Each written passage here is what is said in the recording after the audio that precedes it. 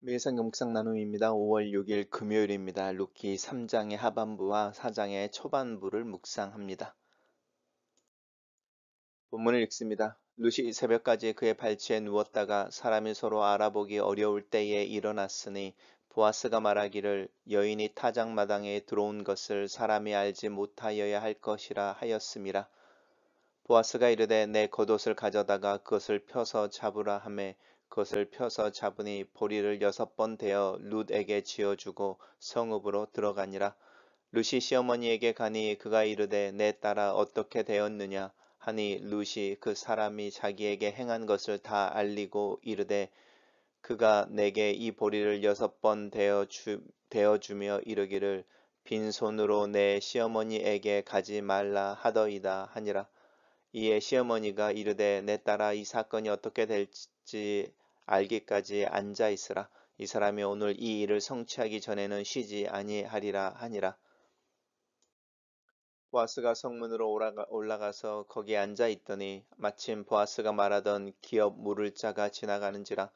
보아스가 그에게 이르되 아무개여 이리로 와서 앉으라 하니 그가 와서 앉음에 보아스가 그 성읍 장로 10명을 청하여 이르되 당신들은 여기 앉으라 하니 그들이 앉음에 보아스가 그 기업 물을 자에게 이르되 모압 지방에서 돌아온 나오미가 우리 형제 엘리멜렉의 소유지를 팔려 함으로 내가 여기 앉아 있는 이들과 내 백성들의 장로들 앞에서 그것을 사라고 내게 말하여 알게 하려 하였노라. 만일 내가 물으면 물으려니와 만일 내가 물으지 아니하려거든 내게 고하여 알게 하라. 내 다음은 나요 그 외에는 물을 자가 없느니라 하니 그가 이르되 내가 물으리라 하는지라.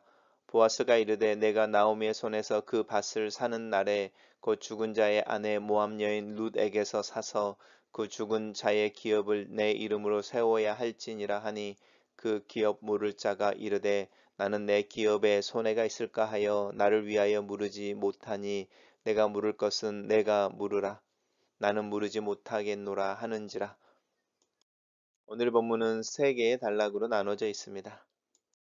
첫 번째 단락입니다. 보아스를 만났던 밤에 타작마당에 들어가서 몰래 보아스의 발치에 누워 있었던 그 룻을 향하여 우리 지난번에 묵상했던 것처럼 보아스가 그 상황을 듣고 자신이 해야 되는 역할들에서 다 할 것에 대해서 약속을 해주는 것이죠. 그리고 이제 새벽까지 그 발치에 누웠다가 사람이 알아보기 어려운 때에 일어났다 이러는데 이제 캄캄할 때에 돌아가게 하는 것이죠. 이것은 보아스 자신을 위한 것이기도 하고 또 이방 여인으로 베들레헴에 들어와서 시어머니 함께 살고 있는 룻의 어떤 평판이라고 하는 부분을 보호해 주기 위한 것이기도 하죠.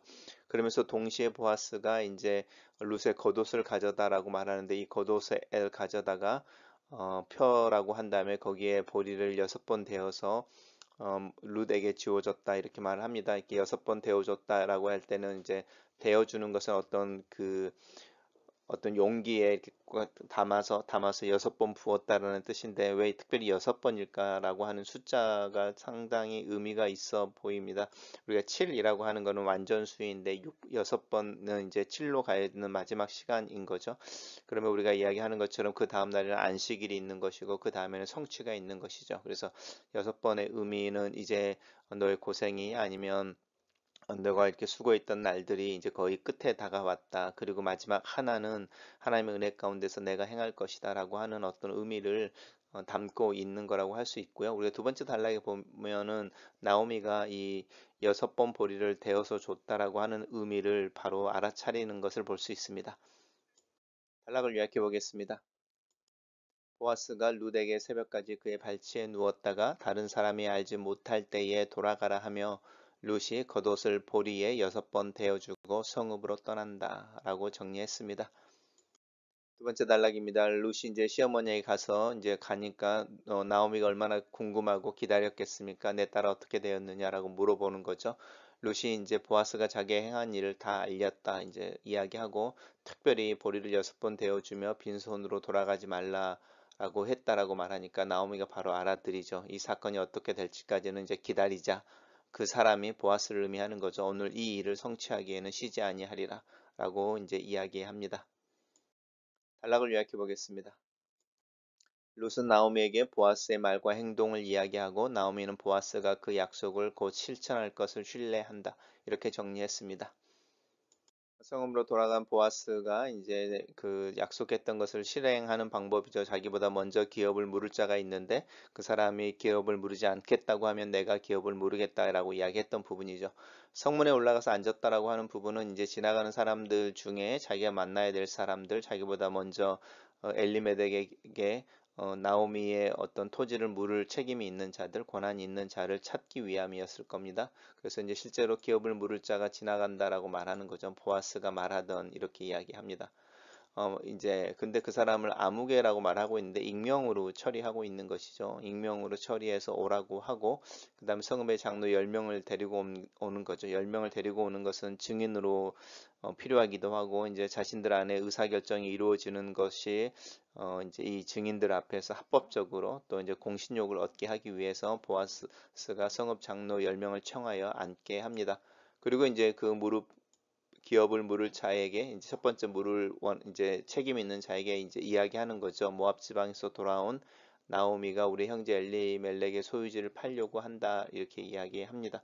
그리고 이제 여기 앉아 있는 백성들의 장로들 앞에서 그것을 사라고 이제 너에게 말하여 알게 하였다. 이제 네가 만약에 이 땅을 물은다고 한다면 이제 네가 먼저 우선순위가 있으니까 내가 물러나겠다. 이제 이렇게 이야기하는 거죠. 그래서 너, 나 둘밖에는 사실은 그 일이 없다. 이렇게 이야기하는 것이죠.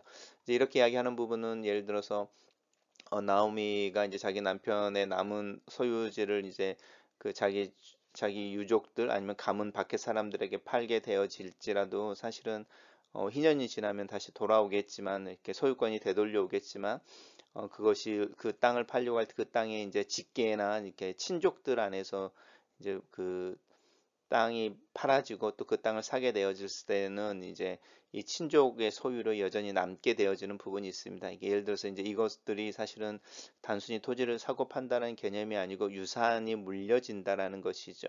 나한테 땅이 있는데 이 땅을 팔아서 내가 내 경제적인 필요를 채우려고 할 때 이 땅이 내 사촌이라든지 뭐 내 육촌이라든지 그 사람들에게 팔려지면 여전히 이 땅은 우리의 가족 안에 이제 친족 안에 남겨진 소유권으로 되어진 것이니까 여전히 그 소유권은 그 땅을 산 사람이 가지고 있어도 아무런 문제가 없는 것이죠.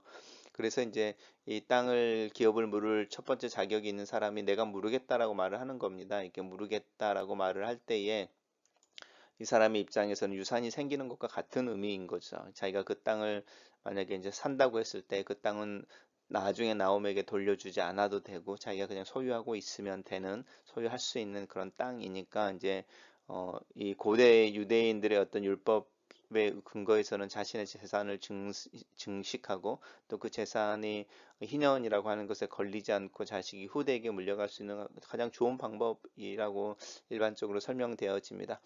그런데 이제 보아스가 뭐라고 이야기하냐면 이제 이 땅을 그렇게 사는 것 말고 또 이제 그 땅을 살려고 할 때 그 땅의 유업자가 되어지는 사람이 이제 룻인데 룻을 이렇게 아내로 받아들여서 룻을 통해서 이 엘리멜렉의 가문이 유지되어질 수 있도록 해야 된다라는 책임까지도 감당을 해야 돼 이렇게 말하니까 갑자기 이 사람이 무르지 않겠다고 하는 거죠. 내가 그걸 하지 않겠다. 왜냐하면 나의 기업에 손해가 있을까봐 하여 무르지 않겠다. 어쩌면 뭐 이 아무개라고 익명의 사람의 아내, 그러니까 아내가 한 명이 더 생기는 거니까 지금 있는 아내와의 관계 속에 문제가 생길까봐 두려워하는 걸 수도 있고 아니면 이제 이 룻을 아내로 맞이하여서 어떤 자손이 생기게 되어지는데 이제 문제는 뭐냐면 룻이 과부라는 것이잖아요. 고대 사람들은 우리도 뭐 옛날엔 그랬지만 과부인 경우에 뭐 남편을 이렇게 뭐 잡아먹었다, 뭐 이제 이런 이야기들도 우리 안에 있고 이제 이런 옛날 이야기들이 있는 것처럼 이제 그런 게 두려웠을 수도 있고요.